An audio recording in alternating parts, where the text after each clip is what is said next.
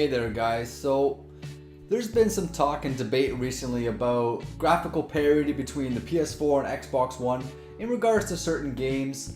Some people are confused as to what this means and how it affects us as gamers, so I'm making this video to explain everything in a simple and easily understandable way.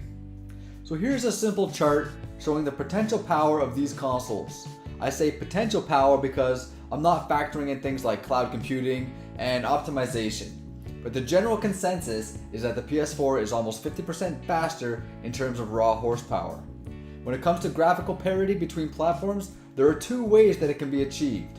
The first way is to gimp, handicap, impede, or degrade the more powerful platform to the point where it matches that of the less capable platform. This is bad. Another way of achieving graphical parity between platforms is to optimize the less capable platform so it meets the standards of the more powerful platform. And this is good. Developers such as Bungie and Sledgehammer Games have stated that they are aiming for platform parity between Xbox One and PS4. If they have to degrade the PS4 version in order to achieve this, then there will be a lot of pissed off PS4 players. If they are able to achieve this without degrading or gimping or impeding the PS4, then there will be a lot of happy Xbox One players, and in turn everyone will be happy.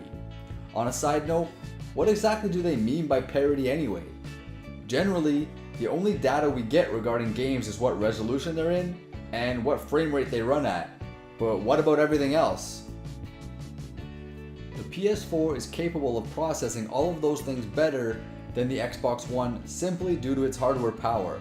So even if the games have parity in the resolution and frame rates, they likely won't have parity in every other graphical means that goes into the development of the games. This does not mean that the Xbox One version isn't capable of these things, it just means that there will be less of it and or some will be left out.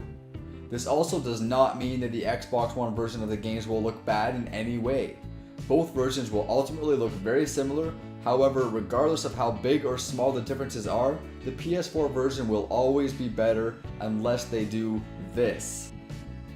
I, for one, would like to think that the developers are aiming for parity regarding the resolution and the frame rates, but when it comes to all of the other graphical enhancements, I believe the favor will still be weighted on the side of the PS4.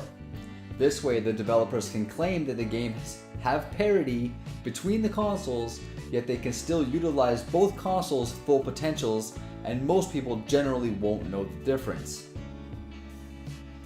Well, if you didn't before, I hope you now have a better understanding of this topic and the impact that it could have in the gaming world.